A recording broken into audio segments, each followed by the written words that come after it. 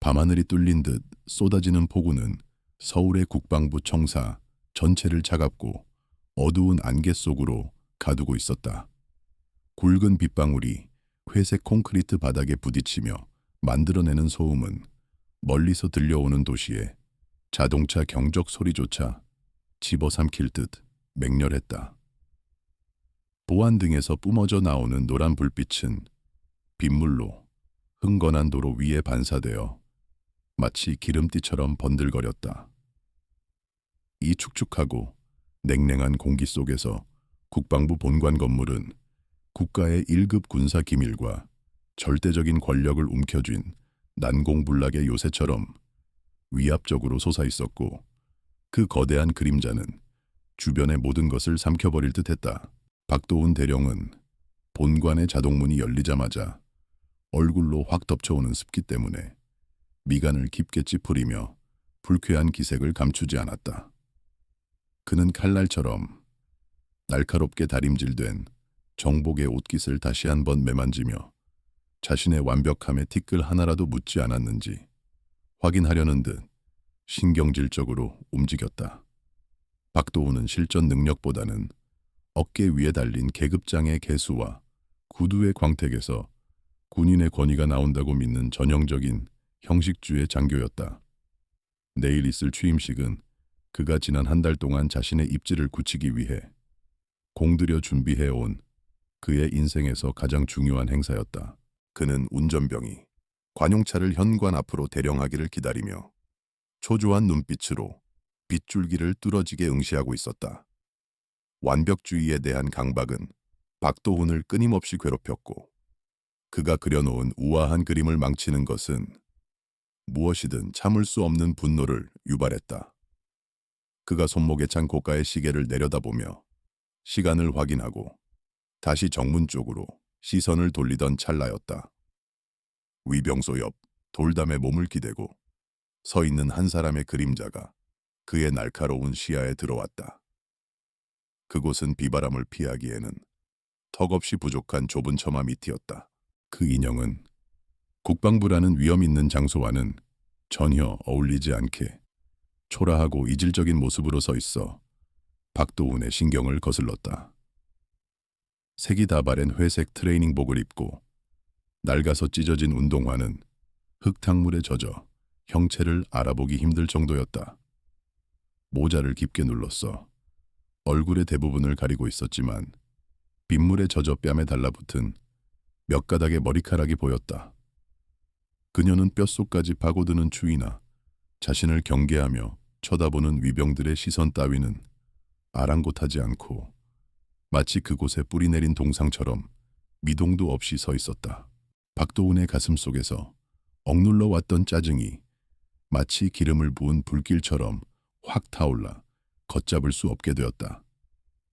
그는 내일의 성스러운 행사를 앞두고 이런 지저분한 존재가 정문 앞에 버티고 있다는 사실을 도저히 용납할 수 없었다. 그는 운전병이 막 차를 대고 우산을 펴들고 달려오는 것도 무시한 채 성큼성큼 빗속으로 걸어 들어갔다. 그의 눈에 비친 저 여자는 질서를 어지럽히는 불순물이었고, 이 신성한 장소의 품격을 떨어뜨리는 오점이었기에 즉시 제거해야 할 대상에 불과했다. 그는 그녀가 비를 피하러 들어온 노숙자라고 확신했다. 박도훈이 가까이 다가가자 비에 젖은 퀴퀴한 냄새와 낡은 옷에서 나는 특유의 냄새가 코를 찔러왔다. 그는 자신의 위압감을 과시할 수 있을 만큼 가까이 다가갔지만 혹시라도 더러운 것이 묻을까봐 적당한 거리를 유지했다. 여자는 여전히 깊은 생각에 잠겨 있는 듯 박도훈의 존재를 전혀 눈치채지 못한 것 같았다. 이것은 자존심 강한 박도훈의 신경을 더욱 날카롭게 긁어놓았다. 그는 빗소리를 뚫고 들릴 정도로 크고 거칠게 헛기침을 하며 자신의 존재를 알렸고, 위병들이 긴장하며 그를 바라보았다. 여자가 아주 천천히 고개를 들어 올리는 동작은 박도훈이 예상했던 비굴함과는 거리가 먼 기이할 정도로 침착한 태도였다. 젖은 모자챙 아래로 드러난 그녀의 눈동자는 심해처럼 깊고 어두웠으며 그 안에는 두려움이나 당황함이 티끌만큼도 서려 있지 않았다. 그 시선은 박도훈의 어깨에 달린 계급장을 무심하게 훑고 지나가더니 다시 그의 눈을 똑바로 응시했다. 그 차갑고도 고요한 눈빛에 박도훈은 순간적으로 등골이 서늘해지는 것을 느꼈지만 오만함이 곧 그 본능적인 경고, 신호를 덮어버렸다. 박도훈은 끓어오르는 모욕감을 참지 못하고 날카로운 목소리로 소리치며 그녀를 향해 손가락질을 했다. 당신 같은 노숙자가 함부로 기웃거릴 곳이 아닙니다. 당장 꺼지시오. 그의 목소리에는 상대방에 대한 경멸과 혐오가 가득 담겨 있어 듣는 이로 하여금 불쾌감을 일으켰다. 그는 그녀가 즉시 사과하며 도망칠 것이라고 예상했지만 그녀는 그저 담담하게 그를 바라볼 뿐이었다. 그녀의 침묵은 박도훈에게는 무언의 반항처럼 느껴졌다. 감히 대령인 자신을 무시하다니 용서할 수 없는 일이었다.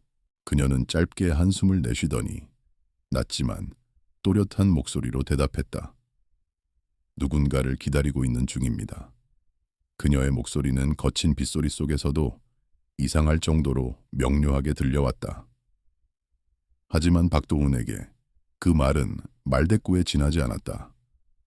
그는 그녀의 변명을 들을 생각이 전혀 없었으며 오직 자신의 눈앞에서 이 불쾌한 광경을 지워버리고 싶은 욕망뿐이었다.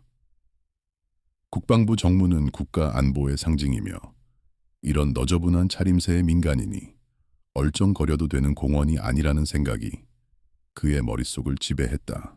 그는 뒤따라온 위병들을 향해 손짓하며 더욱 거칠고 위협적인 목소리로 명령을 내렸다. 당장 이 여자를 끌어내. 내일 행사에 방해되지 않도록 눈앞에서 치워버려. 위병들은 잠시 주저하는 기색을 보였지만 대령의 서슬퍼런 분노에 눌려 우물쭈물하며 여자에게 다가갔다. 여자는 저항할 기색 없이 천천히 몸을 돌렸다. 그녀의 움직임에는 묘한 기품이 서려 있었지만 분노의 눈이 먼 박도훈에게는 그저 패배자의 뒷모습으로 보일 뿐이었다. 그는 자신이 질서를 바로잡았다는 묘한 만족감에 도취되었다. 여자는 어둠 속으로 사라지기 전 잠시 멈춰서서 고개를 돌려 박도훈을 바라보았다. 빗줄기 사이로 보일 듯 말 듯한 그녀의 입가에 스친 것은 비웃음인지 연민인지 알 수 없는 묘한 미소였다. 그녀는 아무런 말도 남기지 않고 다시 어둠 속으로 걸음을 옮겼다. 박도훈은 찜찜한 기분을 애써 떨쳐내며 젖은 어깨를 털어냈다. 그는 내일 있을 자신의 화려한 취임식만을 상상하며 다시 본관 쪽으로 발걸음을 옮겼다. 그 여자가 내일의 주인공인 강지훈이라는 사실은 꿈에도 모른 채 박도훈은 대기하고 있던 검은색 세단에 몸을 실으며 안도의 한숨을 내쉬었다. 차 안의 따뜻한 공기와 부드러운 가죽 시트에 감촉이 그제야 그를 진정시켰다. 앞좌석에 앉아있던 부관이 조심스럽게 뒤를 돌아보며 물었다. 별일 없으십니까? 대령님. 박도훈은 넥타이를 느슨하게 풀며 콧방귀를 뀌었다. 별거 아냐. 입구 관리를 어떻게 하는 건지. 노숙자가 얼쩡거리더군.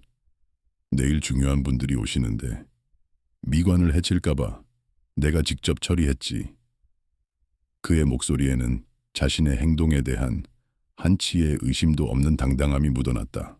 부관은 아첨 섞인 미소를 지으며 고개를 끄덕였다. 역시 대령님이십니다. 세세한 부분까지 신경 쓰시는 모습이 존경스럽습니다. 박도훈은 그 칭찬을 당연하다는 듯 받아들이며 창밖을 내다보았다. 빗줄기는 여전히 거세게 차창을 때리고 있었지만 그의 마음은 이미 내일의 영광으로 가득 차 있었다. 그는 자신이 군내에서 엘리트 코스만을 밟아온 선택받은 인재라고 확신했으며 내일의 취임식은 그 화려한 경력의 정점이 될 것이라고 믿어 의심치 않았다. 오늘 밤의 사소한 해프닝은 그저 지나가는 에피소드일 뿐이었다. 한편 빗속을 뚫고 걸어가던 강지우는 젖은 옷이 몸에 감기는 불편함을 느끼면서도 걸음을 멈추지 않았다. 그녀는 국방부 건물이 보이지 않는 곳까지 와서야 잠시 멈춰 섰다. 주머니 속에서 작고 낡은 펜던트를 꺼내 빗물에 씻긴 표면을 엄지로 부드럽게 문질렀다. 그녀의 눈빛은 아까 박도훈을 쳐다볼 때의 차가움과는 달리 깊은 슬픔과 그리움으로 물들었다. 오늘 그녀가 그곳에 갔던 이유는 단순히 비를 피하기 위함이 아니었다. 그곳은 그녀의 전우가 마지막으로 숨을 거둔 장소와 가까운 곳이었다. 강지우는 박도훈이라는 남자의 얼굴과 그가 뱉었던 모욕적인 언사들을 머릿속에서 되새겼다. 그녀에게 그런 모욕은 낯선 것이 아니었다. 젊은 여성, 그리고 특수부대라는 거친 환경 속에서 그녀는 수없이 많은 편견과 싸워와야 했다. 하지만 내일은 다를 것이다. 그녀는 주먹을 꽉 쥐었다. 자신의 정체를 알게 되었을 때 그 오만했던 표정이 어떻게 일그러질지 생각하니 묘한 흥분감이 일었다. 그녀는 복수를 원한 것이 아니었다. 단지 그들이 잊고 있던 군인의 본분을 뼈저리게 일깨워주고 싶을 뿐이었다. 그녀는 어둠 속에서 택시를 잡아 탔다. 기사는 그녀의 행사액을 보고 잠시 멈칫했지만 이내 목적지를 묻고 차를 출발시켰다. 강지우는 차창 밖으로 흘러가는 서울의 야경을 바라보며 내일 있을 취임식 연설문을 머릿속으로 정리했다. 원래 준비했던 딱딱하고 형식적인 원고는 이제 쓸모가 없어졌다. 오늘 밤 겪은 이 짧지만 강렬한 조우가 그녀에게 새로운 영감을 주었다. 그녀는 내일 그 단상 위에서 가장 솔직하고 날카로운 진실을 이야기할 것이다. 그녀가 도착한 곳은 시내의 허름한 모텔 앞이었다. 화려한 장군 관사가 아닌 이런 곳이 그녀에게는 더 익숙하고 편안했다. 방에 들어선 그녀는 젖은 옷을 벗어두고 뜨거운 물이 나오는 샤워기 아래 섰다. 뜨거운 물줄기가 얼어붙은 몸을 녹이자 긴장이 풀리며 피로가 몰려왔다. 거울 속에 비친 그녀의 몸은 수많은 흉터로 뒤덮여 있었다. 그 하나하나가 그녀가 겪어온 지옥 같은 훈련과 작전의 증명이었다. 박도훈 같은 자들이 결코 이해할 수 없는 훈장이었다. 샤워를 마치고 나온 강지우는 침대에 걸터앉아 낡은 배낭에서 내일 입을 정복을 꺼냈다. 비닐 커버에 쌓여 구김 하나 없이 보관된 정복. 그리고 그 옆에 놓인 빛나는 별 3개가 박힌 견장. 그녀는 손끝으로 차가운 금속성의 별을 만져보았다. 이것은 권력이 아니라 책임의 무게였다. 내일 그녀는 이 별을 달고 그 오만한 대령 앞에 설 것이다. 그리고 그가 경멸했던 노숙자가 사실은 그가 그토록 숭배하는 계급의 정점에 있는 사람임을 보여줄 것이다.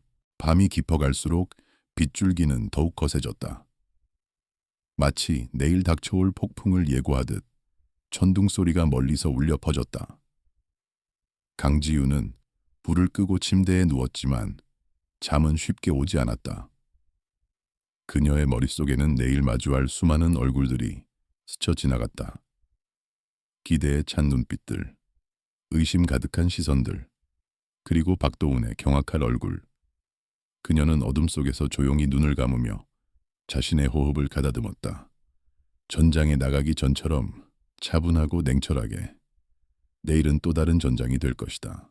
새벽이 밝아오자 비는 거짓말처럼 그쳤다. 맑게 갠 하늘은 어젯밤에 음산했던 분위기를 씻어내고 눈부신 햇살을 쏟아냈다. 국방부 대강당은 이른 아침부터 분주했다. 수많은 취재진과 군 고위 관계자들이 몰려들어 북새통을 이루었다. 그 중심에는 말끔한 정복 차림의 박도훈이 있었다. 그는 어젯밤의 일은 까맣게 잊은 차에 여유로운 미소를 지으며 사람들과 악수를 하고 있었다. 그는 자신의 인생에서 가장 빛나는 순간이 다가오고 있다고 믿었다. 하지만 그는 몰랐다. 그 빛이 사실은 자신을 태워버릴 화염의 시작이라는 것을. 서울의 아침 햇살이 낡은 모텔 방에 커튼 틈새로 비집고 들어와 강지윤의 감겨있던 눈꺼풀 위로 내려앉았다. 그녀는 알람이 울리기도 전에 정확히 기상시간에 맞춰 눈을 떴고 익숙한 동작으로 침대에서 일어났다. 수십 년간 군 생활을 하며 몸에 밴 생체 리듬은 어떤 환경에서도 그녀를 나태하게 두지 않았다. 그녀는 침대 옆에 놓인 생수를 한 모금 마시며 거울 앞에 섰다. 거울 속에 비친 그녀의 얼굴은 화장기 하나 없었지만 그 어떤 화려한 치장보다도 강렬한 카리스마를 뿜어내고 있었다. 그녀의 눈빛은 밤새 날카롭게 벼려진 칼날처럼 차갑게 빛나고 있었다. 강지윤이 상의를 탈의하자 그녀의 등과 어깨를 가로지르는 수많은 흉터들이 적나라하게 드러났다. 그것들은 마치 고대 문자처럼 그녀의 몸에 새겨진 전쟁의 기록이자 살아남은 자만이 가질 수 있는 슬프고도 영광스러운 훈장이었다. 오른쪽 어깨에 남은 총상 자국은 소말리아 해역에서의 대테러 작전 때 생긴 것이었고, 허리를 가로지르는 긴 칼 자국은 북한 접경 지역에서의 비공식 침투 작전 중에 얻은 것이었다. 박도훈 같은 책상 물림 장교들은 상상조차 할 수 없는 생사의 갈림길에서 그녀는 매번 기적처럼 살아 돌아왔다. 그녀가 UDT 역사상 최초의 여성 대원이자 최연소 팀장으로 발탁되었을 때 주변의 시선은 호기심보다는 조롱과 의구심에 가까웠다. 여자가 어떻게 지옥줄을 버티겠느냐는 비아냥거림은 그녀가 훈련소에 입소한 첫날부터 쏟아졌다. 하지만 강지윤은 그 모든 편견을 압도적인 실력으로 잠재웠다. 그녀는 남자 대원들도 혀를 내두르는 강도 높은 훈련을 묵묵히 소화해냈으며 사격, 격투, 잠수, 전술 등 모든 평가 항목에서 늘 상위 1%를 유지했다. 그녀에게 한계란 뛰어넘으라고 존재하는 선일 뿐이었다.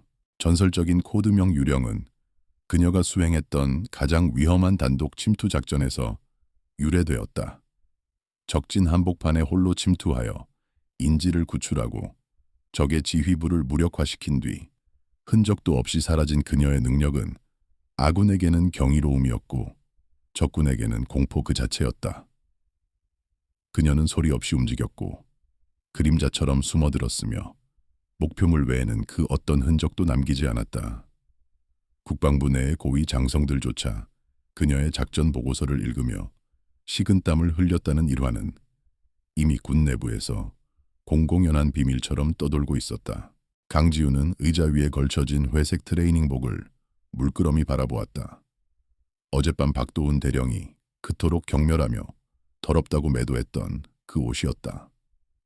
하지만 강지윤에게 이 옷은 세상 그 어떤 명품, 정장보다도 값지고 소중한 유산이었다. 낡아서 보풀이 일고 색이 바랜 이 옷의 원래 주인은 그녀의 전임 팀장이자 멘토였던 최민석 소령이었다. 그는 작전 중 부상당한 강지윤을 구하기 위해 자신의 몸을 던져 적의 수류탄을 막아내고 장렬하게 전사했다. 이 옷은 그가 생전에 즐겨 입던 것이었다. 최 소령이 숨을 거두기 직전 피 묻은 손으로 그녀에게 건네주었던 이 트레이닝복에는 그의 땀과 피, 그리고 조국에 대한 헌신이 스며들어 있었다. 강지윤은 중요한 결정을 앞두거나 마음이 흔들릴 때마다 이 옷을 꺼내 입고 초심을 다잡곤 했다. 어젯밤 국방부 정문을 찾았던 것도 최소령의 기일이 다가오고 있었기 때문이었다. 그가 그토록 지키고자 했던 군의 명예가 박도훈 같은 자들에 의해 더러워지고 있다는 사실에 그녀는 분노를 넘어선 서글픔을 느꼈다. 그녀는 조용히 트레이닝복을 개어 배낭 깊숙한 곳에 넣었다. 같은 시각 서울의 고급 주상복합 아파트 펜트하우스에서는 전혀 다른 풍경이 펼쳐지고 있었다. 박도훈 대령은 대리석으로 마감된 호화로운 욕실에서 최고급 쉐이빙 폼으로 면도를 하고 있었다. 거울 속에 비친 자신의 얼굴을 이리저리 돌려보며 만족스러운 미소를 짓는 그의 모습에는 나르시시즘이 가득했다. 그는 오늘이 자신의 군인 인생에서 가장 빛나는 날이 될 것이라 확신했다. 장군 진급 심사를 앞두고 열리는 이번 취임식은 그가 국방부의 핵심 권력층으로 진입하는 결정적인 발판이 될 것이었다. 그는 드레스룸으로 이동하여 미리 준비해둔 정복을 입었다. 최고급 원단으로 맞춤 제작된 정복은 그의 몸에 완벽하게 들어맞았고 가슴에 달린 수많은 약장들은 화려하게 빛나고 있었다. 하지만 그 약장들 대부분은 행정 업무나 의전 행사 지원과 같은 비전투 분야에서 얻은 것들이었다. 그에게 군복은 조국을 지키기 위한 수의가 아니라 자신의 권력과 지위를 과시하기 위한 화려한 코스튬에 불과했다. 그는 옷 매무새를 다듬으며 거울 속에 자신에게 경례를 붙여보기도 했다. 거실로 나온 박도우는 아내가 차려준 아침 식탁을 거들떠보지도 않고 커피만 한 모금 마셨다. 여보, 오늘 행사에 기자들 많이 온다고 했지. 넥타이 색깔이 좀 튀지 않아. 아내의 조심스러운 물음에 그는 귀찮다는 듯 손을 저었다. 당신이 뭘 알아? 이게 요즘 트렌드야. 그리고 오늘 주인공은 나야. 내가 뭘 입든 그게 곧 법이고 유행이 되는 거야. 그의 목소리에는 가족에게조차 군림하려는 권위적인 태도가 배어 있었다. 아내는 익숙한 듯 한숨을 내쉬며 더 이상 말을 잇지 않았다. 지하 주차장으로 내려간 박도우는 번쩍이는 관용차 뒷좌석에 앉아 비서실장에게 전화를 걸었다. 행사 준비는 완벽한가? VIP 의전 동선 다시 한번 체크하고 기자들 자리는 제일 좋은 곳으로 배정해. 그리고 어젯밤 그 일은 어떻게 됐나? 위병소 근무자들 교육 다시 시켰어. 그의 머릿속은 온통 자신의 체면과 의전에 관한 것들로만 가득 차 있었다. 그는 어젯밤의 노숙자 사건을 자신의 철두철미한 보안의식을 보여주는 미담으로 포장할 계획을 세우고 있었다. 전화를 끄는 박도우는 차창 밖으로 스쳐 지나가는 서울의 거리를 바라보며 회심의 미소를 지었다. 어제 그 거지 같은 여자를 쫓아낸 건 신의 한 수였어. 만약 오늘 같은 날 그런 여자가 정문 앞에 있었다면 내 명성에 큰 흠집이 났을 거야.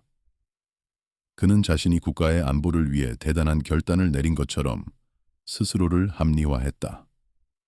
그에게 있어서 국민은 지켜야 할 대상이 아니라 자신의 출세 가도에 방해가 되지 않도록 통제하고 관리해야 할 개돼지와 다를 바 없는 존재였다.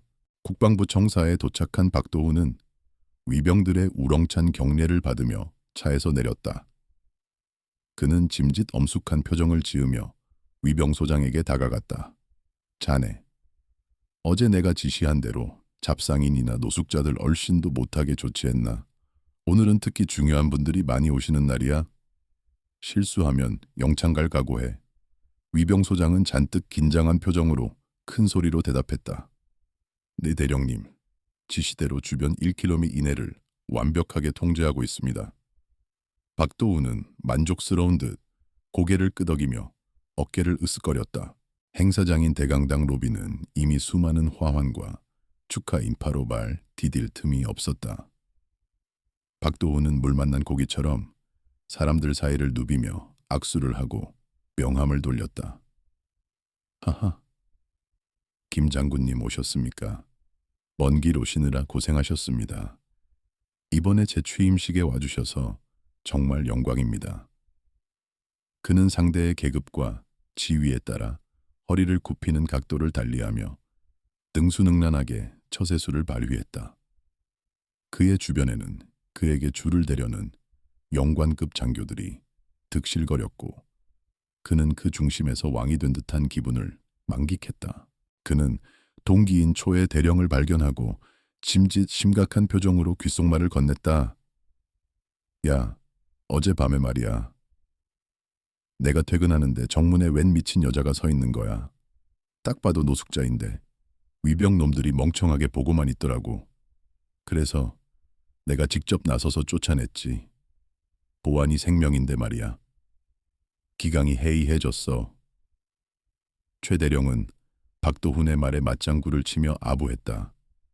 역시 자네는 달라. 그런 세세한 것까지 신경 쓰고 장군 진급은 따놓은 당상이야. 한편 강지우는 국방부 후문 쪽에 위치한 별도의 보안구역을 통해 조용히 건물 안으로 들어섰다. 그녀는 어제와 달리 깔끔한 검은색 정장 바지에 흰 셔츠를 입고 있었지만 손에는 여전히 낡은 검은색 더플백 하나가 들려 있었다. 보안 요원들은 그녀의 신분증을 확인하자마자 사색이 되어 벌떡 일어나 경례를 붙였다. 충성사령관님, 오셨습니까? 강지우는 가볍게 손을 들어 담례하며 조용히 하라는 신호를 보냈다. 그녀는 화려한 의전 따위는 필요 없었다. 그녀는 대기실로 안내받아 문을 잠그고 더플백을 열었다. 그 안에는 그녀의 정복과 모자, 그리고 빛나는 삼성 장군의 계급장이 들어있었다. 그녀는 천천히 마치 성스러운 의식을 치르듯 옷을 갈아입기 시작했다.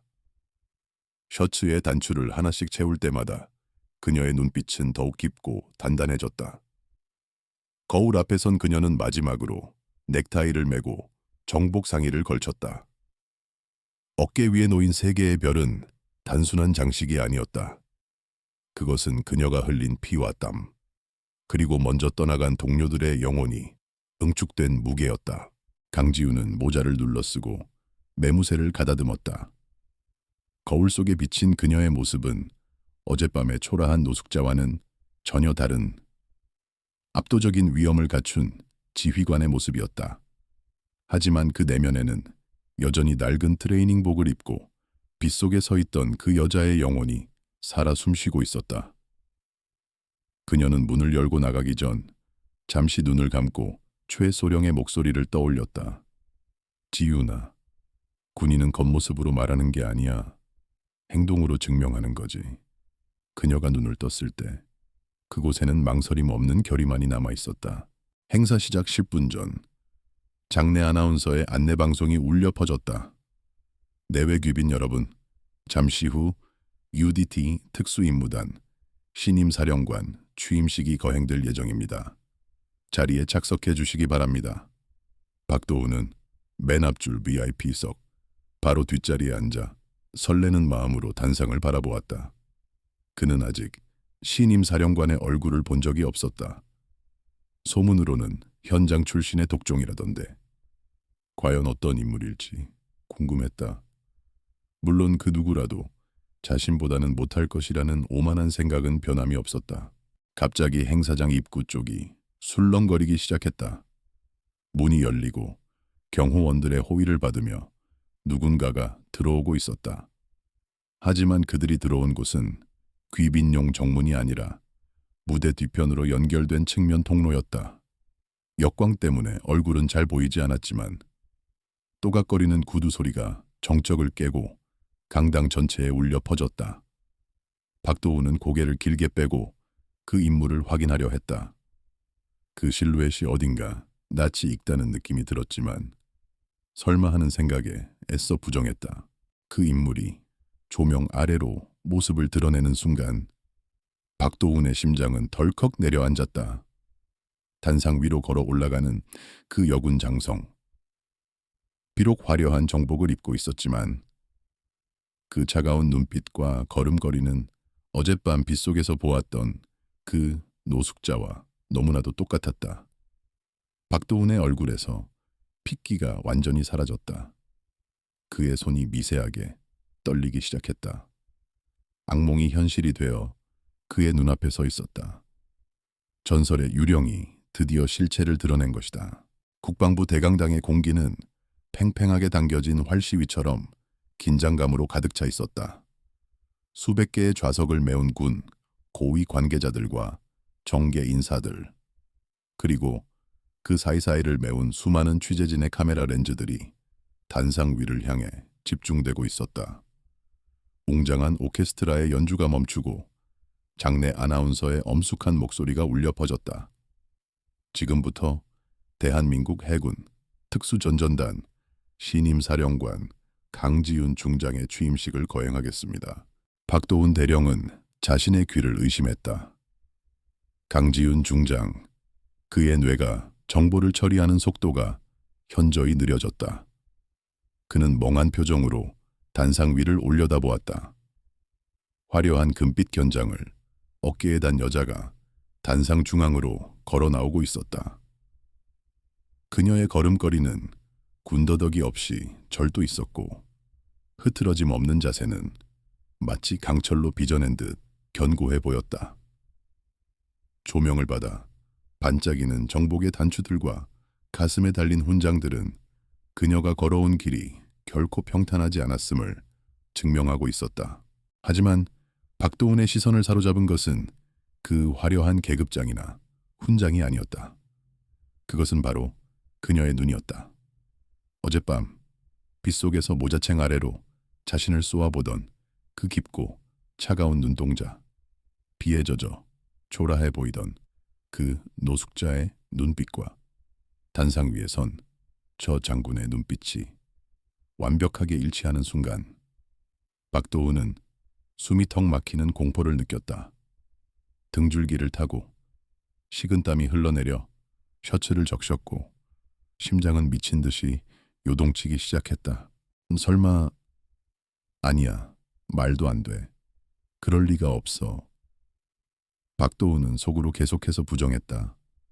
어제 그 여자는 분명히 거짓골을 한 민간인이었다. 냄새나고 더러운 트레이닝복을 입고 있었잖아. 그런데 저 여자가 저 UDT의 전설이라는 강지윤 중장이라고 현실을 받아들이지 못한 그의 뇌는 극심한 인지, 부조화를 일으키며 혼란에 빠져들었다. 그는 손을 들어 떨리는 이마를 닦아냈지만 식은땀은 멈추지 않았다. 강지윤은 단상 중앙의 연설대 앞에 섰다. 그녀는 원고를 꺼내지 않고 잠시 침묵을 지키며 청중들을 천천히 둘러보았다. 그녀의 시선이 앞줄을 훑고 지나가다 정확히 박도훈이 앉아있는 곳에서 멈췄다. 아주 짧은 순간이었지만 박도훈은 마치 저격수의 스코프가 자신의 이마를 겨누고 있는 듯한 전율을 느꼈다. 그녀의 입가에 어젯밤 보았던 그 알 수 없는 미묘한 미소가 스쳐 지나갔다. 그것은 사형 선고를 앞둔 죄인을 바라보는 재판관의 눈빛이었다. 존경하는 국민 여러분, 그리고 사랑하는 국군 장병 여러분, 강지윤의 목소리는 마이크를 통해 강당 전체에 울려 퍼졌다. 낮지만 힘 있는 그 목소리에는 듣는 사람을 압도하는 카리스마가 있었다. 저는 오늘 이 자리에 서기까지 수많은 전우들의 희생을 목격했습니다. 우리가 입고 있는 이 군복은 권력을 과시하기 위한 도구가 아니라 국가와 국민을 위해 목숨을 바치겠다는 숭고한 약속의 증표입니다. 그녀의 연설은 형식적인 인사치레가 아니었다. 그것은 군의 본질을 꿰뚫는 날카로운 통찰이자 뼈아픈 지적이었다. 하지만 박도훈의 귀에는 아무것도 들어오지 않았다. 그의 머릿속은 오직 어떻게 빠져나갈 것인가 라는 생각으로 가득 차 있었다. 그는 주변의 눈치를 살피며 슬그머니 자리에서 일어나려 했다.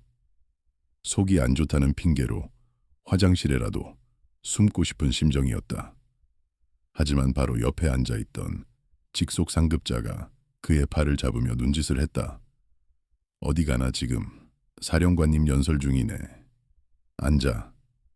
박도훈은 억지로 다시 자리에 앉을 수밖에 없었다. 그때 강지윤의 연설 내용이 미묘하게 바뀌기 시작했다. 안타깝게도 우리 군 내부에는 아직도 과거의 잘못된 관습에 젖어 있는 이들이 존재합니다.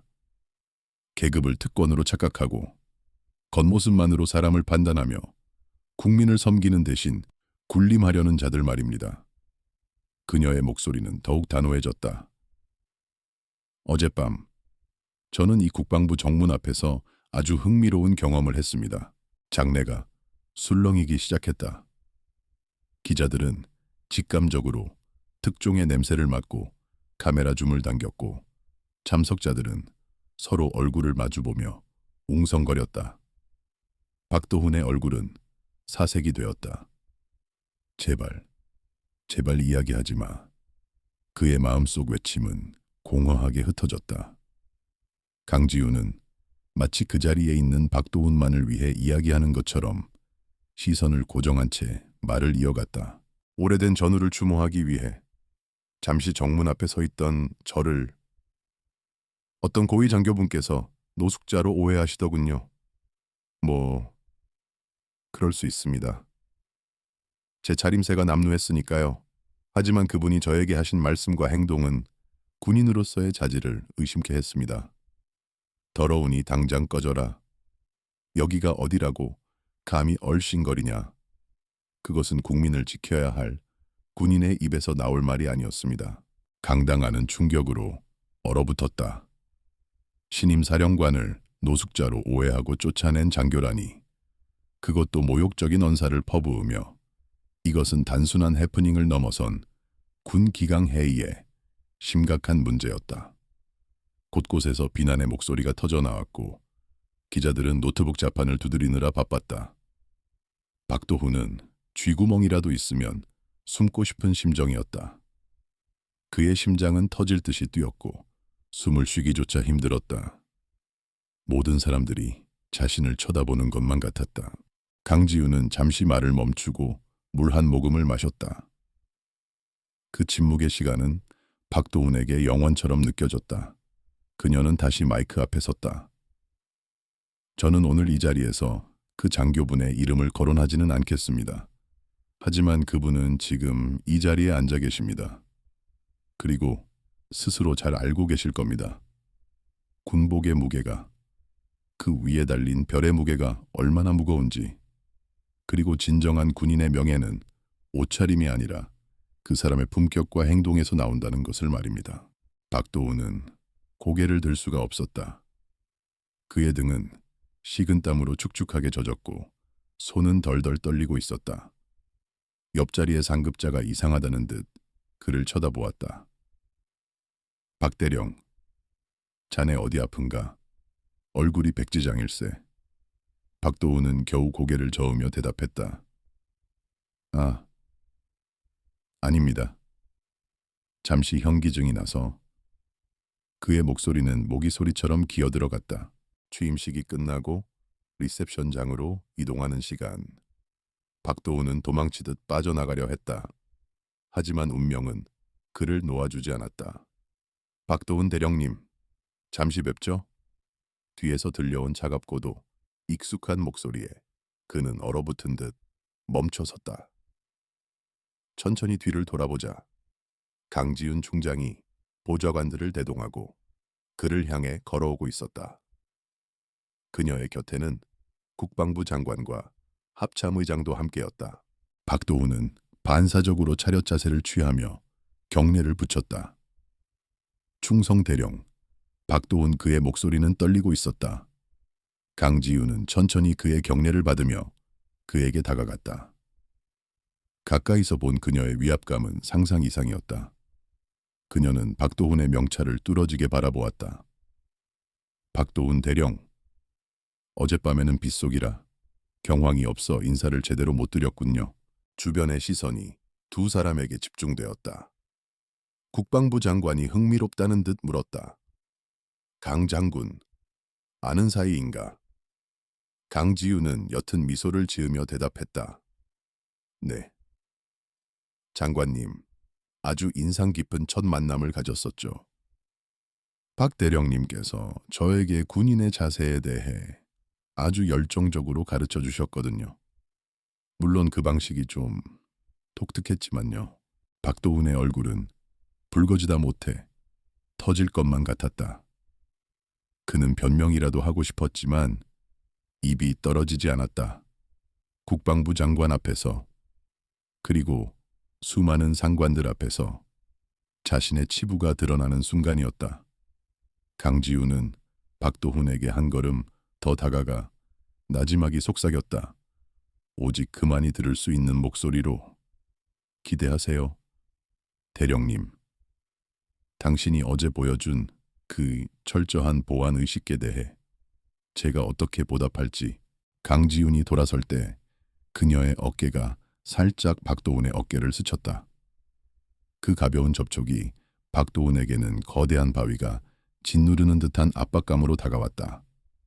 그는 다리가 풀려 주저앉을 뻔한 것을 간신히 버티고 섰다. 리셉션장으로 향하는 강지훈의 뒷모습을 바라보며 그는 직감했다. 자신의 화려했던 군 생활이, 그리고 꿈꾸던 장군 진급이 산산조각났다는 것을. 이것은 단순한 망신이 아니었다. 파멸의 서곡이었다. 그날 오후 인터넷 커뮤니티와 SNS는 발칵 뒤집혔다. 누군가 어젯밤 국방부 정문 앞 CCTV 영상을 유출한 것이다. 화질은 좋지 않았지만 박도훈 대령이 강지훈 중장에게 소리치고 삿대질하는 모습은 선명하게 담겨 있었다. 영상의 제목은 국방부 갑질 대령의 최후였다. 조회수는 순식간에 수십만을 돌파했고 댓글창은 박도훈에 대한 비난으로 도배되었다. 박도훈은 자신의 사무실에 틀어박혀 모니터를 멍하니 바라보고 있었다. 전화벨은 쉴 새 없이 울려댔지만 받을 엄두가 나지 않았다. 아내에게서 온 부재 중 전화만 수십 통이었다. 그는 떨리는 손으로 위스키 병을 집어들었다. 술이라도 마시지 않으면 미쳐버릴 것 같았다. 그때 사무실 문이 벌컥 열리며 헌병대 수사관들이 들이닥쳤다. 박도훈 대령님, 군 형법상 상관 모욕 및 직권남용 혐의로 긴급 체포합니다. 동행해 주십시오. 수사관의 차가운 고지사항이 그의 귓가를 때렸다. 박도훈은 허탈한 웃음을 흘렸다. 하루 만에, 단 하루 만에 천국에서 지옥으로 떨어진 것이다. 그는 자신이 쥔 위스키 잔을 바닥에 내던졌다. 쨍그랑 날카로운 파열음과 함께 유리 조각이 사방으로 튀었다. 그것은 마치 그의 깨어버린 야망과도 같았다. 한편 사령관 집무실에 앉아있던 강지훈은 창밖을 내려다보며 커피를 마시고 있었다. 그녀의 책상 위에는 박도훈에 대한 인사기록 카드와 그동안 그가 저지른 비리 의혹들이 정리된 파일이 놓여 있었다. 그녀는 이미 알고 있었다. 박도훈은 단순한 오만한 장교가 아니라 군납 비리와 인사청탁에 깊이 연루된 암적인 존재라는 것을. 어젯밤의 사건은 그저 도화선에 불을 붙인 것일 뿐이었다. 그녀는 인터폰을 눌렀다. 감찰실장, 들어오라고 하세요. 이제 시작이야. 그녀의 목소리는 차분했지만 그 안에는 서리빨 같은 결기가 서려 있었다. 그녀는 단순히 개인적인 복수를 하려는 것이 아니었다. 썩어빠진 환부를 도려내고 군을 바로 세우기 위한 대수술을 시작하려는 것이었다. 박도훈은 그 첫 번째 타깃일 뿐이었다. 강지훈은 서랍에서 낡은 사진 한 장을 꺼냈다. 젊은 시절의 최민석 소령과 자신이 함께 찍은 사진이었다. 사진 속의 두 사람은 흑투성이가 된 채 환하게 웃고 있었다. 팀장님, 지켜봐 주세요. 당신이 목숨 바쳐 지키려 했던 이 군대, 제가 반드시 다시 일으켜 세우겠습니다. 그녀는 사진을 가슴에 품으며 다짐했다. 전쟁은 아직 끝나지 않았다. 이제부터가 진짜 전쟁이다. 국방부 헌병대 지하 조사실의 공기는 무겁고 차가웠다. 창문 하나 없는 사방이 회색 콘크리트로 막힌 밀실은 시간의 흐름조차 가늠할 수 없게 만들었다. 박도훈 대령은 차가운 금속 테이블 앞에 앉아 자신의 떨리는 두 손을 깍지 낀 채 필사적으로 평정심을 유지하려 애쓰고 있었다. 불과 몇 시간 전까지만 해도 화려한 조명 아래서 장군 진급을 꿈꾸며 축배를 들었던 그였다. 하지만 지금 그를 비추는 것은 취조실의 창백한 형광등 불빛뿐이었고 그의 어깨에 달린 대령 계급장은 더 이상 권위의 상징이 아니라 그를 조여오는 족쇄처럼 무겁게만 느껴졌다. 그는 마른 침을 삼키며 자신이 처한 이 비현실적인 상황을 부정하려 했지만 철문에 굳게 닫힌 자물쇠에는 이것이 피할 수 없는 현실임을 냉혹하게 말해주고 있었다. 철문이 둔탁한 소리를 내며 열리고 군 검찰 수사관이 두꺼운 서류 뭉치를 들고 들어왔다. 그는 박도훈에게 경례조차 하지 않고 맞은편 의자에 털썩 주저앉았다. 박도훈은 그 무례한 태도에 순간적으로 울컥하며 소리쳤다. 자네 지금 뭐 하는 건가? 상관에게 경례도 없나? 내가 누군지 몰라. 난 아직 현역 대령이야. 당장 내 변호사를 불러오고 청와대 민정수석실에 연락해. 하지만 수사관은 코웃음을 치며 서류 뭉치를 테이블 위에 던지듯 내려놓았다. 박도훈 씨, 아직 상황 파악이 안 되시는 모양인데 당신은 지금 상관 모욕죄뿐만 아니라 뇌물수수 및 군사기밀 유출 혐의를 받는 피의자 신분입니다. 계급장 떼기 전에 얌전히 구시는 게 좋을 겁니다. 박도훈의 얼굴이 흑빛으로 변했다. 뇌물수수라니, 기밀 유출이라니. 그건 그들이 건드려서는 안 될 성역이었다. 그는 자신이 구축해온 견고한 카르텔이 고작 하룻밤의 실수로 무너질 리 없다고 믿었다. 이건 함정이야. 강지윤, 그 여자가 나를 모함하는 거야. 증거 있어 증거 가져와. 그는 악을 쓰며 발악했지만 수사관은 침착하게 서류 한 장을 꺼내 그의 눈앞에 들이밀었다. 그것은 박도훈이 차명 계좌를 통해 방산업체로부터 뒷돈을 받은 내역이 상세히 적힌 입출금 명세서였다. 날짜, 금액, 심지어 돈을 건넨 사람의 이름까지 정확하게 명시되어 있었다. 박도훈의 눈동자가 심하게 흔들리기 시작했다. 같은 시각, 사령관 집무실에서는 강지윤 중장이 창밖으로 서울의 야경을 내려다보고 있었다. 그녀의 뒤에는 그녀가 가장 신뢰하는 부관인 이현우 소령이 서 있었다. 사령관님, 박도훈 대령에 대한 압수수색이 완료되었습니다. 예상대로 그의 자택 금고에서 이중 장부와 로비 리스트가 발견되었습니다. 놈은 군납 비리뿐만 아니라 진급 청탁을 위해 윗선에 줄을 대고 있었더군요. 이 소령의 보고에 강지윤은 천천히 몸을 돌렸다. 그녀의 표정에는 승리의 기쁨보다는 씁쓸함이 묻어 있었다. 역시 썩은 뿌리는 생각보다 깊었군. 박도훈 하나 잘라낸다고 해결될 문제가 아니야. 강지윤은 책상 위에 놓인 태블릿 PC를 켰다.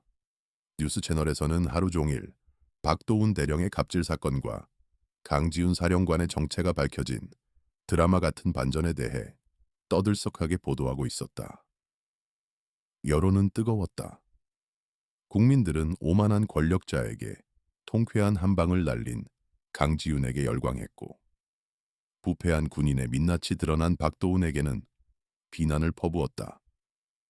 소셜미디어에서는 노숙자 장군이라는 해시태그가 유행처럼 번지고 있었고, 그녀의 검소한 성품과 과거의 영웅적인 일화들이 재조명되며 신드롬을 일으키고 있었다. 하지만 강지윤에게 이런 인기는 중요하지 않았다. 그녀의 목표는 박도훈의 입을 열어 그 뒤에 숨어있는 거대한 배후를 밝혀내는 것이었다. 취조실 안. 박도훈은 마지막 희망을 걸고 있었다. 그는 수사관에게 사정하여 딱 한 통의 전화를 허락받았다. 그가 떨리는 손으로 번호를 누른 상대는 국방부 내 실세이자 자신의 든든한 뒷배였던 최 중장이었다. 신호가 몇 번 가고 나서 굵직한 목소리가 들려왔다. 여보세요. 박도훈은 반가움에 눈물을 글썽이며 매달렸다. 장군님. 접니다. 박도훈입니다. 저 좀 살려주십시오. 억울합니다. 강지윤 그 여자가 저를 죽이려고 작정했습니다. 장군님께서 힘 좀 써주십시오. 제가 장군님을 위해 얼마나 헌신했는지 아시지 않습니까? 하지만 수화기 너머의 반응은 싸늘하기 그지없었다. 박대령, 자네 지금 무슨 소리를 하는 건가? 나는 자네와 사적인 통화를 할 만큼 친한 사이가 아닌데. 그리고 듣자 하니 자네 혐의가 아주 질이 나쁘더군. 뇌물의 기밀 유출이라니 군인의 수치야. 내 이름 다시는 거론하지 말게. 뚝. 전화는 매정하게 끊어졌다. 박도훈은 멍하니 수화기를 든 채 굳어버렸다. 믿었던 동아줄이 끊어지는 순간이었다. 꼬리 자르기였다. 그들은 자신을 철저하게 이용하고 버린 것이었다. 배신감과 공포가 동시에 밀려와 그의 이성을 마비시켰다. 박도훈이 절망에 빠져 있을 때 취조실 문이 다시 열렸다. 이번에 들어온 사람은 수사관이 아니었다. 정복을 말끔하게 차려입은 강지훈 중장이었다. 그녀는 천천히 걸어 들어와 박도훈의 맞은편 의자에 앉았다. 박도훈은 고개를 들 힘조차 없었지만 그녀의 압도적인 기운에 눌려 억지로 시선을 맞췄다. 강지훈의 눈빛은 여전히 차가웠지만 그 안에는 묘한 연민도 섞여 있었다. 박도훈 대령, 기분이 어떤가요? 당신이 그토록 무시했던 노숙자에게 신문을 받는 기분이. 그녀의 목소리는 나직했지만 폐부를 찌르는 듯 날카로웠다. 박도훈은 헛웃음을 지으며 고개를 저었다. 당신 처음부터 다 알고 있었지. 어제 그 빗속에서 내가 누군지, 내가 어떤 놈인지 다 알고 나를 함정에 빠뜨린 거야. 그렇지. 강지윤은 옅은 미소를 지으며 고개를 끄덕였다. 함정이라. 글쎄요. 저는 그저 비를 피하고 있었을 뿐입니다. 당신이 제 발로 걸어 들어온 거죠. 당신의 그 오만함과 편견이 당신을 이 자리로 이끈 겁니다. 하지만 맞아요. 당신에 대한 조사는 이미 오래전부터 진행되고 있었습니다. 어제의 사건은 단지 반가쇠를 당겼을 뿐이죠. 강지윤은 테이블 위에 파일 하나를 던졌다. 거기에는 박도훈이 상상조차 하지 못했던 증거들이 담겨 있었다. 그가 초회 중장에게 상납했던 내역, 방산업체와의 이면 계약서, 심지어 그가 부하 여군들을 성희롱했던 녹취록까지. 박도훈은 경악을 금치 못했다. 어떻게? 이걸 어떻게? 강지윤이 몸을 앞으로 숙이며 그를 응시했다. 나는 유령입니다. 대령님, 당신이 화려한 파티를 즐길 때 나는 그림자 속에서 당신이 흘린 오물들을 줍고 있었죠. 당신은 군복을 입은 사업가였지만 나는 군복을 입은 사냥꾼이었습니다. 이제 선택하세요. 강지윤의 목소리가 단호해졌다. 이 모든 혐의를 혼자 뒤집어쓰고 평생 감옥에서 썩을 건지, 아니면 당신에게 명령을 내리고 이득을 취했던 윗선들의 이름을 불고 정상 참작을 받을 건지. 박도훈의 동공이 흔들렸다. 최 중장의 목소리가 귓가에 맴돌았다. 내 이름을 다시는 거론하지 말게. 그 배신의 기억이 그의 가슴에 불을 질렀다. 어차피 죽을 목숨이라면 혼자 죽을 수는 없었다. 그들이 나를 버렸다면 나도 의리를 지킬 필요가 없다. 그의 눈빛에 도끼가 서리기 시작했다. 박도훈은 떨리는 손으로 물잔을 집어 한 모금 마신 뒤 입을 열었다. 만약 내가 협조하면 형량을 얼마나 줄여줄 수 있습니까? 강지윤은 차갑게 대답했다. 그건 당신이 내놓는 정보의 가치에 달렸죠. 하지만 적어도 당신 가족들이 길거리에 나앉는 일은 없게 해주겠습니다. 가족이라는 말에 박도훈의 눈시울이 붉어졌다. 그 오만하고 이기적이었던 남자에게도 지키고 싶은 최소한의 선은 있었던 것이다. 그는 깊은 한숨을 내쉬며 결심을 굳힌 듯 고개를 들었다. 좋습니다. 다 불겠습니다. 하지만 감당할 수 있겠습니까? 내가 입을 열면 국방부의 별들이 우수수 떨어질 텐데 대한민국 군대가 발칵 뒤집힐 겁니다. 박도훈의 경고에 강지윤은 전혀 동요하지 않았다. 오히려 그녀의 눈빛은 더욱 강렬하게 타올랐다. 내가 원하는 게 바로 그겁니다. 썩은 별들은 떨어져 놔야죠. 그래야 진짜 별들이 빛날 수 있으니까. 그녀는 수사관에게 눈짓을 했고 수사관은 즉시 녹음기를 켰다. 지금부터 박도훈 대령의 진술을 녹음하겠습니다. 박도훈은 천천히 그리고 아주 구체적으로 입을 열기 시작했다. 최 중장을 비롯한 군 수뇌부의 비리 카르텔, 진급 심사의 조작 과정, 무기 도입 사업의 리베이트 구조 등 그동안 은밀하게 감춰져 왔던 추악한 진실들이 그의 입을 통해 쏟아져 나왔다. 강지윤은 묵묵히 그의 진술을 들으며 수첩에 메모를 했다.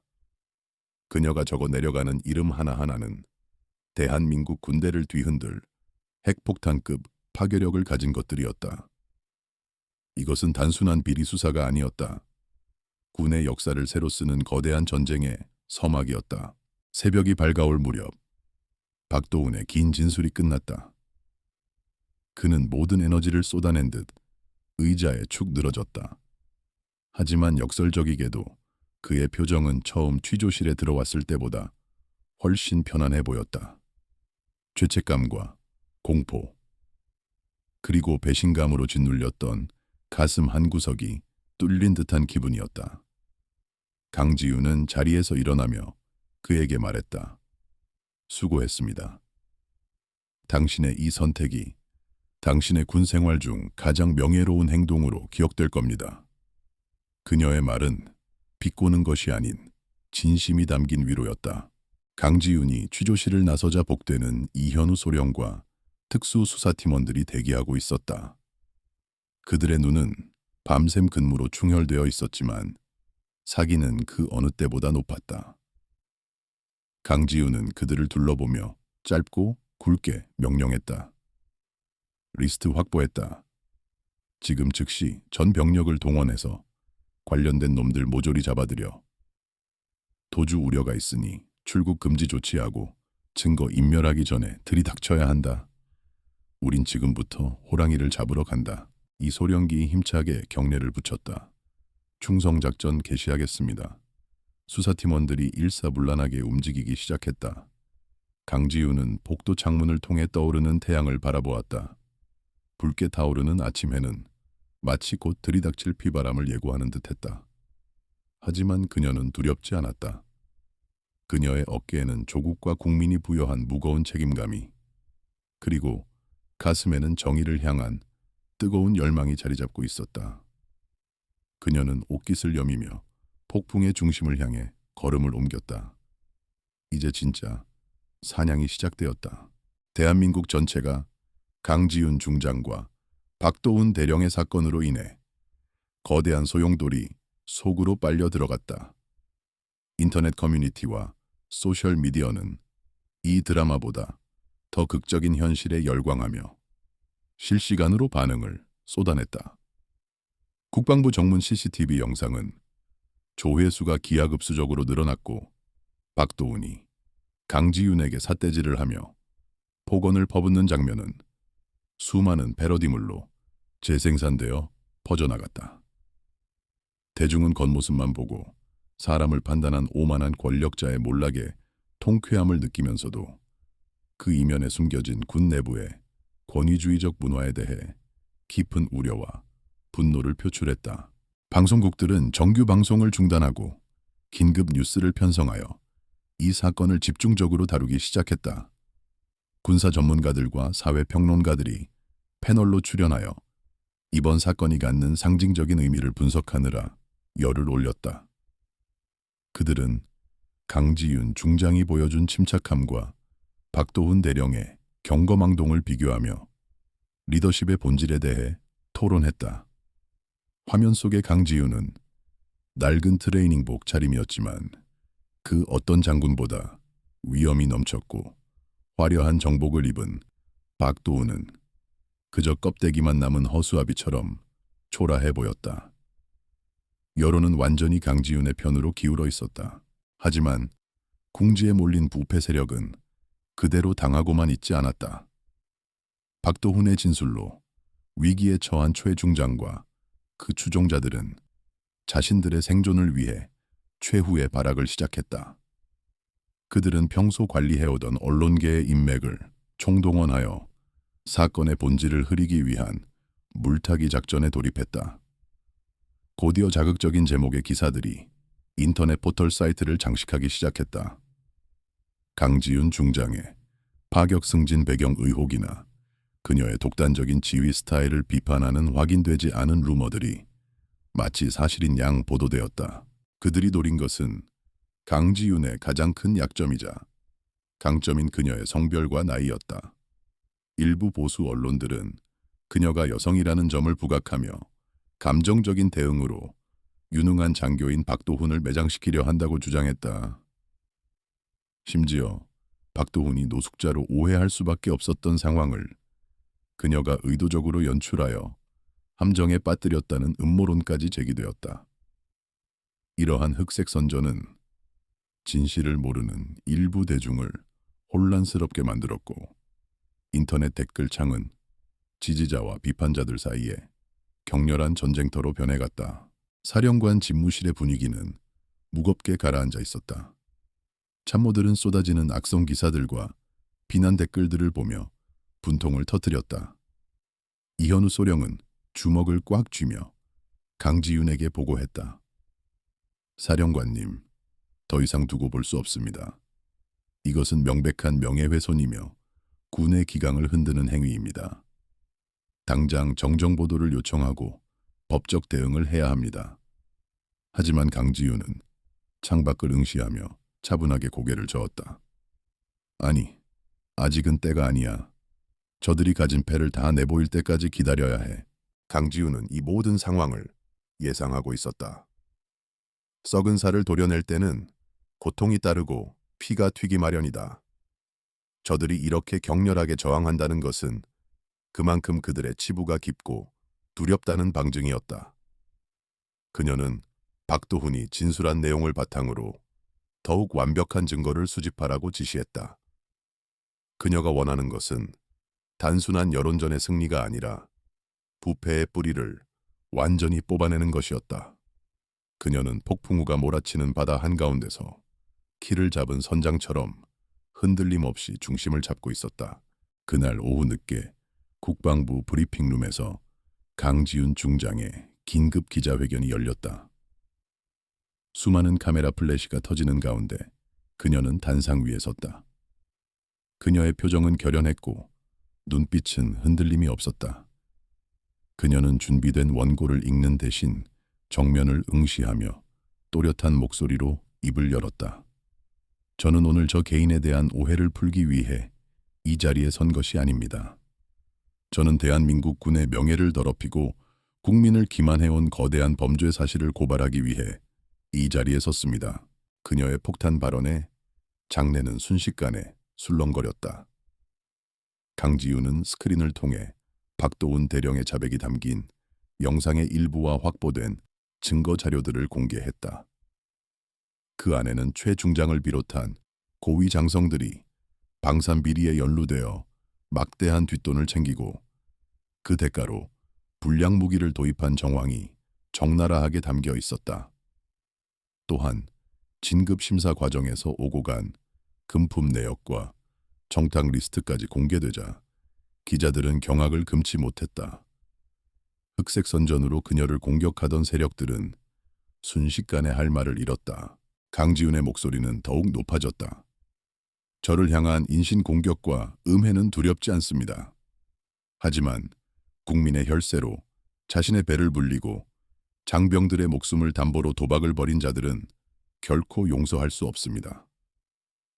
이것은 군인으로서의 양심을 건 싸움입니다. 그녀의 연설은 생중계로 전 국민에게 전달되었고 여론은 다시 한번 뒤집혔다. 그녀를 의심했던 사람들조차 그녀의 진심 어린 호소와 명백한 증거 앞에서 고개를 숙였다. 기자회견이 끝남과 동시에 대대적인 검거 작전이 시작되었다. 강지윤이 미리 대기시켜 놓았던 헌병대와 검찰 합동수사팀이 동시다발적으로 움직였다.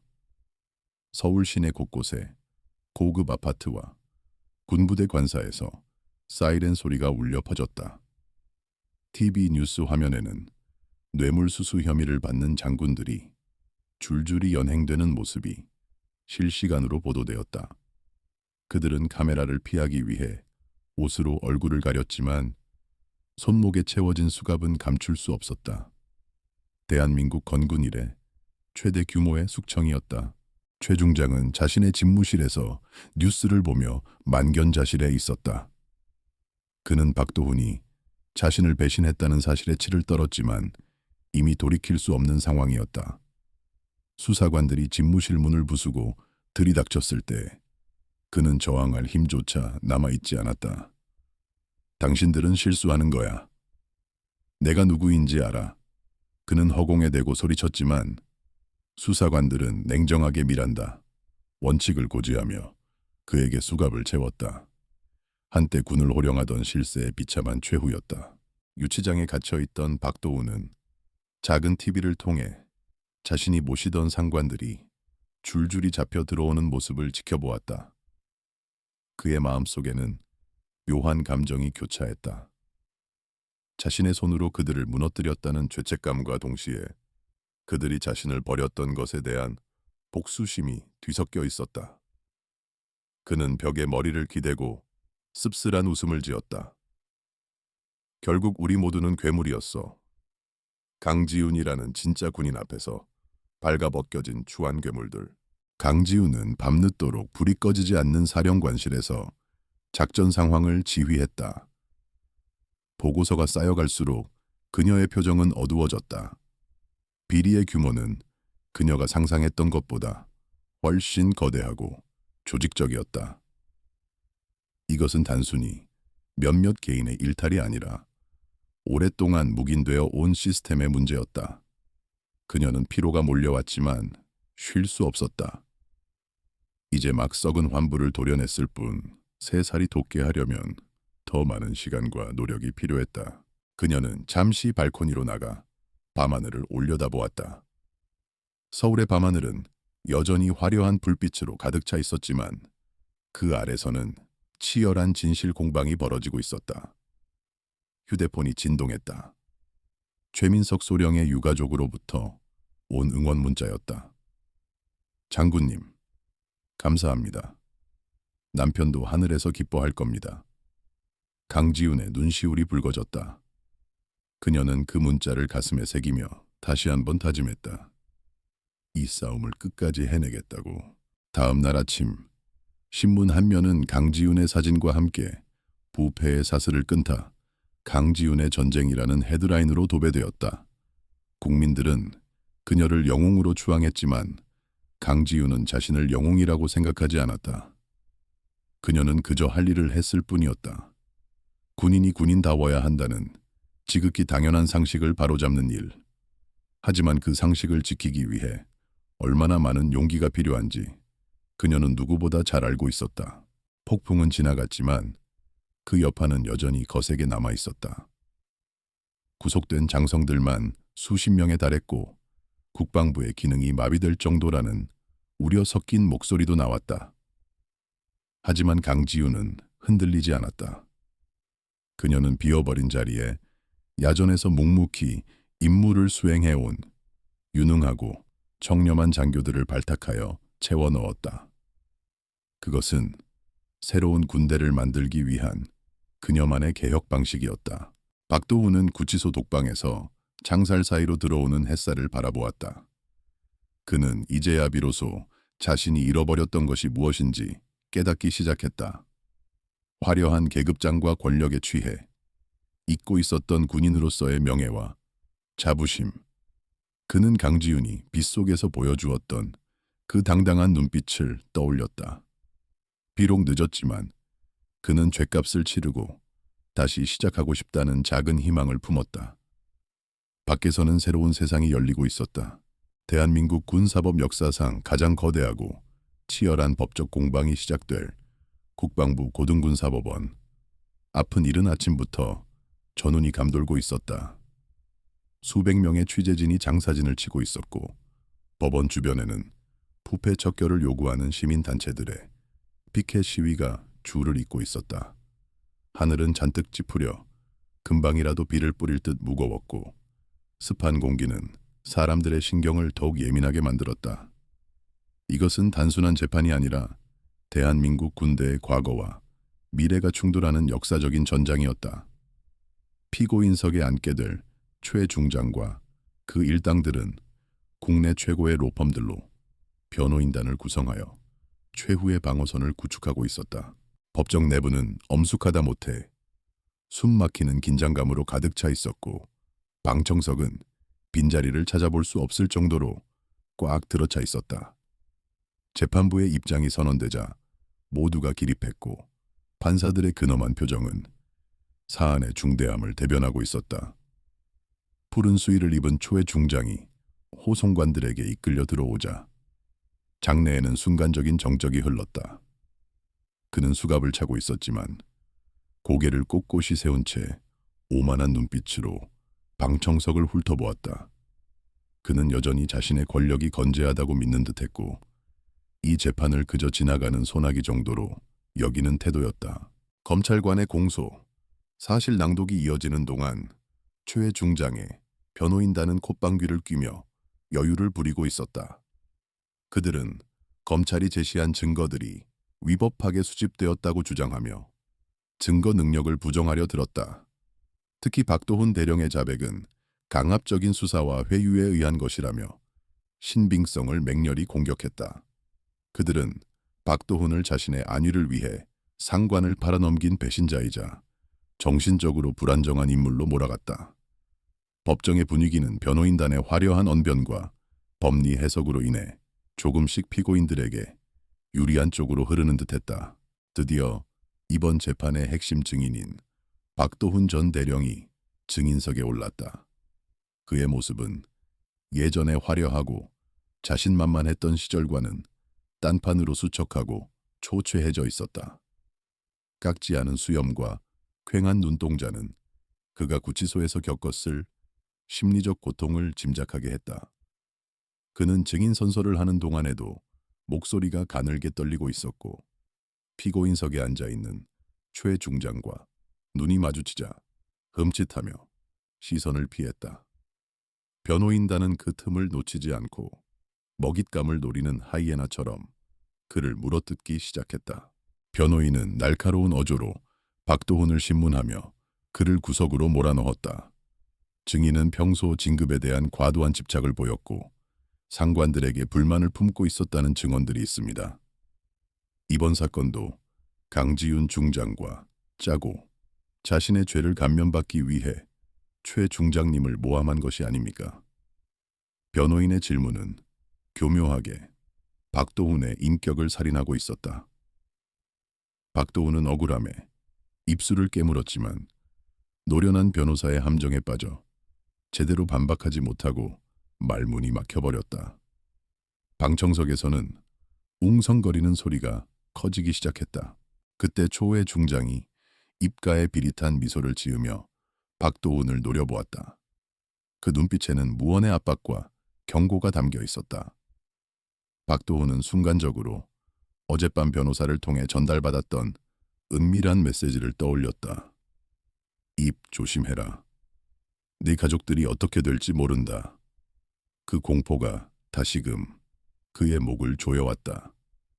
그는 진실을 말해야 한다라는 양심과 가족을 지켜야 한다라는 본능 사이에서 격렬하게 갈등했다.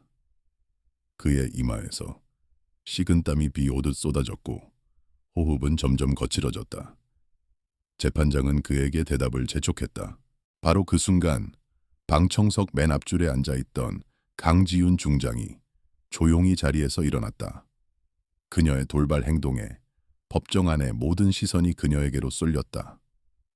그녀는 재판장을 향해 정중하게 목례를 한 뒤 박도훈을 향해 똑바로 시선을 고정했다.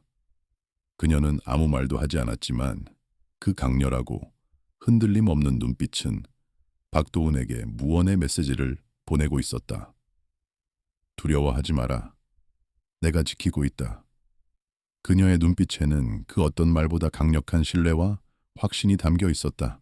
박도훈은 강지윤의 눈을 바라보며 기이한 평온함을 느꼈다. 빗속에서 자신을 쏘아보던 그 눈, 취조실에서 자신에게 기회를 주었던 그 눈이었다. 그는 깨달았다. 강지윤은 빈말을 하는 사람이 아니다. 그녀가 가족을 지켜주겠다고 약속했다면 그것은 이미 이루어진 것이나 다름없었다.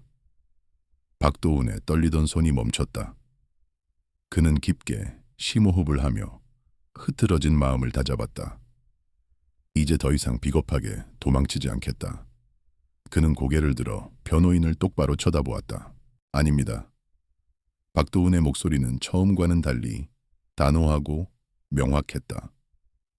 저는 강지훈 중장과 공모하지 않았습니다.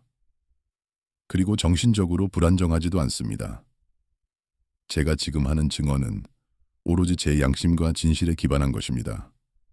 그는 잠시 숨을 고른 뒤 최 중장을 손가락으로 가리키며 외쳤다. 저 사람은 군인이 아닙니다. 저 사람은 계급을 이용해 부하들을 착취하고 국가의 안보를 팔아 사익을 챙긴 장사꾼일 뿐입니다. 법정은 순식간에 아수라장이 되었다. 박도훈은 그동안 최 중장의 지시로 자신이 수행했던 불법적인 로비 활동과 비자금 조성 과정에 대해 구체적이고 적나라하게 폭로했다. 날짜, 장소, 금액, 그리고 그 자리에 있었던 동석자들의 이름까지 정확하게 기억해내어 진술했다. 변호인단은 당황하여 이의를 제기하며 그의 발언을 막으려 했지만 박도훈의 입에서 터져 나오는 진실의 댐은 이미 무너져 내린 뒤였다. 그의 증언 하나하나가 최 중장의 심장을 겨누는 비수가 되어 꽂혔다. 최 중장의 얼굴은 분노로 붉게 달아올랐다. 그는 더 이상 참지 못하고 자리를 박차고 일어나 박도훈에게 고함을 질렀다. 이 배은망덕한 놈, 내가 너를 어떻게 키웠는데 감히 나한테 이럴 수 있어. 너 죽고 싶어. 그의 돌발 행동은 법정의 질서를 완전히 무너뜨렸고 재판장은 경위들에게 그를 제지하라고 명령했다. 최 중장이 끌려나가면서 내뱉은 폭언들은 오히려 그가 평소에 부하들을 어떻게 대했는지를 적나라하게 보여주는 증거가 되었다. 상황이 정리된 후 검찰 측 증인으로 강지훈 중장이 증언대에 섰다. 그녀는 박도훈의 증언을 뒷받침하는 결정적인 물증을 제시했다. 그것은 박도훈의 가족들을 미행하고 협박했던 최 중장의 하수인들이 주고받은 통화 녹음 파일과 문자 메시지 내역이었다. 강지훈은 이미 수사팀을 통해 박도훈의 가족을 안전가옥으로 피신시키고 협박범들을 체포한 상태였다. 변호인단의 얼굴은 사색이 되었고 최 중장은 털석 자리에 주저앉았다. 존경하는 재판장님. 강지훈은 차분하지만 힘있는 목소리로 최후 진술을 시작했다. 피고인은 군인이라는 신분을 이용하여 자신의 범죄를 덮고 증인을 협박하여 사법 정의를 훼손하려 했습니다. 이것은 단순한 비리가 아니라 국가의 근간을 흔드는 반역 행위나 다름없습니다. 군복은 명예의 상징이지 범죄의 방패가 되어서는 안 됩니다. 엄중한 처벌을 통해 무너진 군의 기강을 바로 세워주십시오. 그녀의 말은 법정 안에 있는 모든 사람들의 가슴을 울렸다. 재판은 늦은 밤까지 이어졌고 마침내 모든 심리가 종료되었다. 검찰은 최 중장에게 무기징역을, 가담한 장성들에게는 각각 징역 10년에서 20년의 중형을 구형했다. 선고 공판은 일주일 뒤로 잡혔지만 결과는 이미 정해진 것과 다름없었다. 최 중장과 그 일당들은 고개를 숙인 채 법정을 빠져나갔고 그들의 뒷모습은 처량하기 그지없었다. 한때 하늘을 나는 새도 떨어뜨린다던 권력의 허무한 종말이었다. 법원 밖으로 나온 강지훈을 맞이한 것은 쏟아지는 플래시 세례와 시민들의 환호성이었다. 하지만 그녀는 그 환호에 도취되지 않았다. 그녀의 시선은 호송채 실려가는 박도훈에게 머물렀다. 박도훈은 창살 너머로 강지훈을 바라보며 희미하게 고개를 숙여 인사했다. 그것은 감사의 표시이자 뒤늦은 존경의 표현이었다. 강지훈 역시 그에게 짧게 눈인사를 건넸다. 비록 죄를 지었지만 마지막 순간에 용기를 낸 그에게 보내는 군인으로서의 이유였다. 강지훈은 차에 올라타며 이현우 소령에게 물었다. 박도훈 대령 가족들은 이 소령이 대답했다. 네, 안전하게 보호 중입니다. 많이 놀라셨지만 안정을 찾고 계십니다. 박 전 대령의 형량이 확정되면 면회도 주선할 예정입니다. 강지우는 고개를 끄덕이며 창밖을 내다보았다. 비구름이 걷히고 밤하늘의 별들이 하나둘씩 모습을 드러내고 있었다. 썩은 별들이 떨어진 자리에 진짜 별들이 빛나기 시작했다. 그녀는 국방부로 돌아가는 차 안에서 긴 숨을 내쉬었다. 이제 가장 큰 산을 넘었지만 앞으로 해야 할 일들이 산더미처럼 남아 있었다. 무너진 지휘 체계를 복구하고 땅에 떨어진 군의 신뢰를 회복하는 일은 결코 쉬운 과제가 아니었다. 하지만 그녀는 두렵지 않았다. 오늘 법정에서 보았던 진실의 힘, 그리고 국민들의 지지가 그녀를 지탱해주고 있었다. 그녀는 주머니 속의 펜던트를 만지작거리며 속삭였다. 이제 거의 다 왔어요. 선배님, 내일은 새로운 해가 뜰 것이다. 그리고 그 해는 그 어느 때보다 밝고 투명하게 대한민국 군대를 비출 것이다. 강지우는 눈을 감고 잠시 휴식을 취했다. 그녀의 입계는 였지만 단단한 미소가 걸려 있었다. 이것은 끝이 아니라 새로운 시작이었다. 진정한 군인들이 대접받고 정의가 살아 숨쉬는 강한 군대를 만들기 위한 그녀의 위대한 여정은 이제 막 첫걸음을 떼었을 뿐이었다. 선고 공판이 열린 대법정에는 무거운 침묵만이 감돌고 있었고 재판장의 판결문 낭독 소리만이 공허한 공간을 채우고 있었다. 최 중장을 비롯한 군 수뇌부의 부패 세력에게는 대한민국 군 형법상 최고 수준의 중형이 선고되었으며 그들의 어깨에서 빛나던 별들은 치욕스럽게 땅으로 떨어졌다. 박도훈에게는 징역 3년이 선고되었다. 그의 적극적인 수사 협조와 결정적인 증거 제출이 참작된 결과였지만 그 역시 파면을 면할 수는 없었다. 판사가 의사봉을 두드리는 소리가 법정 안에 울려 퍼지는 순간 박도훈은 깊은 숨을 내쉬며 눈을 감았다. 그것은 절망의 한숨이 아니라 오랫동안 그를 짓눌러 왔던 거짓된 삶의 무게를 내려놓는 안도의 숨결이었다. 호송관들이 피고인들을 끌고 나가기 시작하자 박도훈은 잠시 멈춰서서 방청석에 앉아있는 강지훈 중장을 바라보았다. 그녀는 그에게 승자의 미소를 보내는 대신 묵직하고 담담한 눈빛으로 그를 배웅하고 있었다. 박도훈은 그녀를 향해 허리를 깊이 숙여 마지막 예를 표했다. 이제 그는 더 이상 대령이 아니었고 군복을 입을 자격도 잃었지만 역설적이게도 지금 이 순간이 그의 인생에서 가장 군인다운 모습이었다. 그는 수갑찬 손을 들어 보이며 씁쓸한 미소를 지었고 강지우는 고개를 끄덕이며 그의 마지막 경례를 마음으로 받아주었다. 계절이 바뀌어 어느덧 차가운 겨울바람이 물러가고 따스한 봄 기운이 대지를 감싸기 시작했다. 국방부는 지난 몇 달간 그야말로 피비린내 나는 개혁의 폭풍을 겪어야 했다.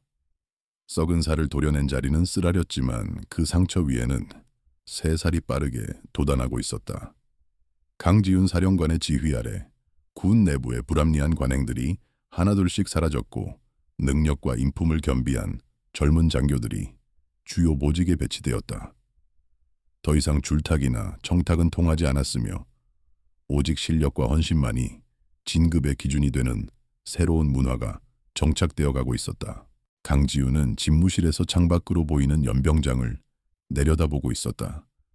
훈련병들의 힘찬 함성 소리가 유리창을 넘어 그녀의 귓가까지 생생하게 전해져 왔다. 예전 같았으면 보여주기식 제식 훈련에만 몰두했을 병사들이 이제는 실전과 다름없는 전술 훈련에 땀을 흘리고 있었다.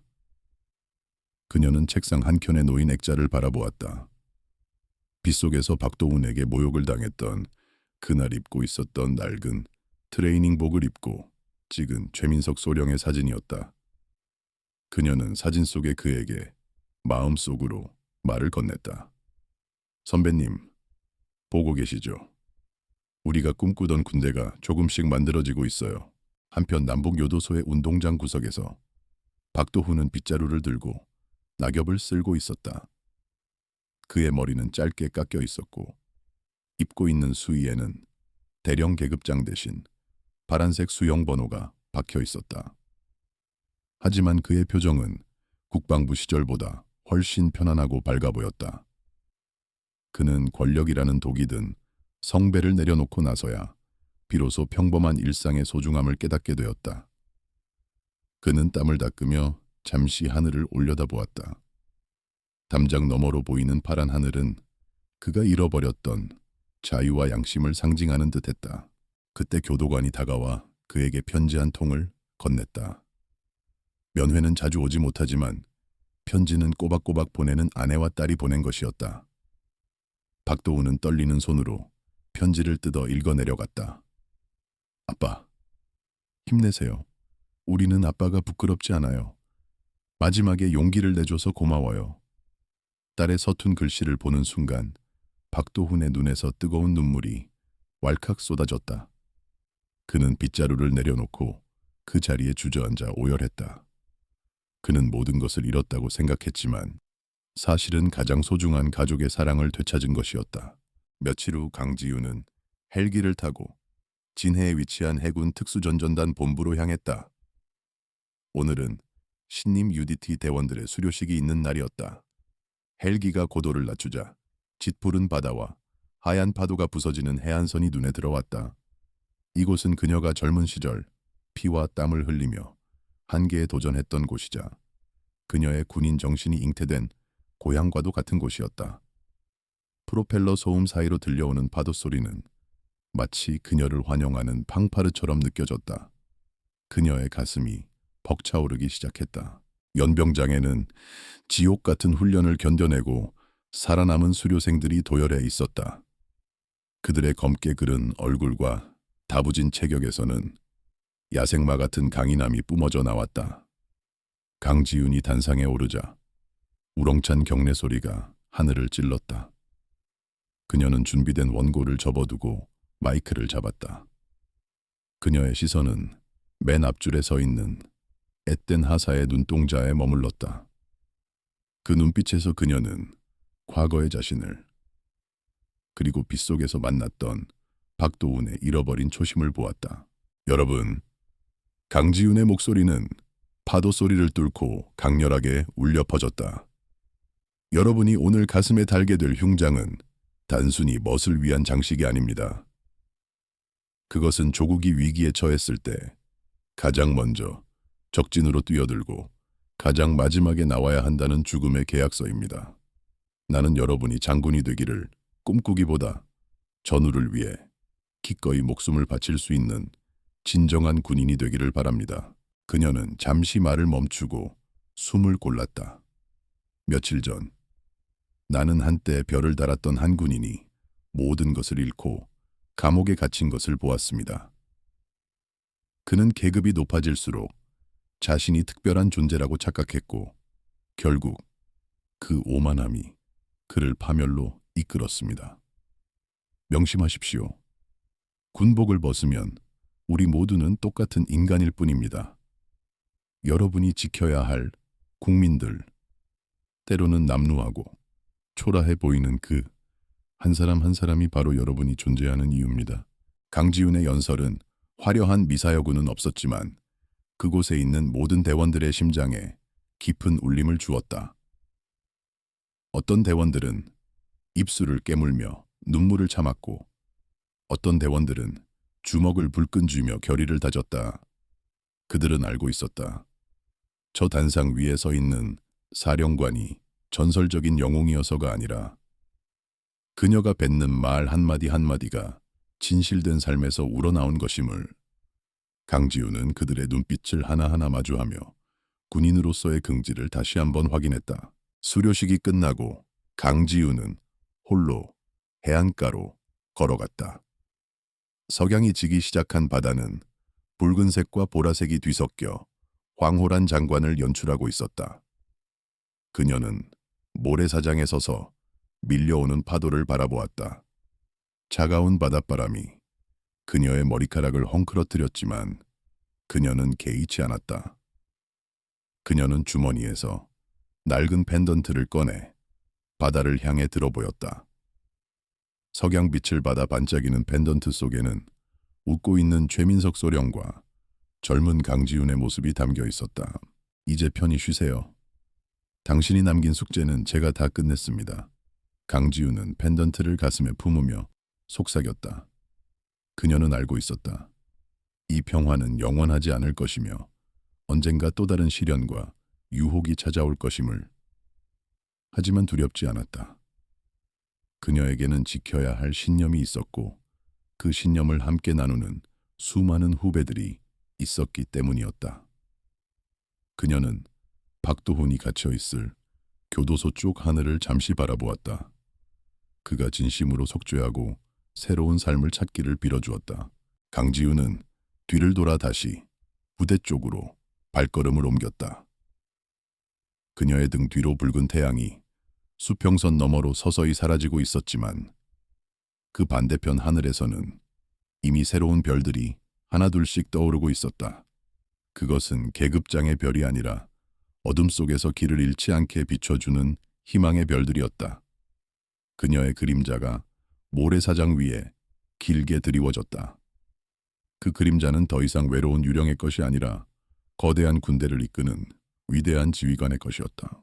군인의 길은 영광된 길이자 고독한 길이다. 하지만 강지훈은 그 길을 걷는 것을 주저하지 않을 것이다.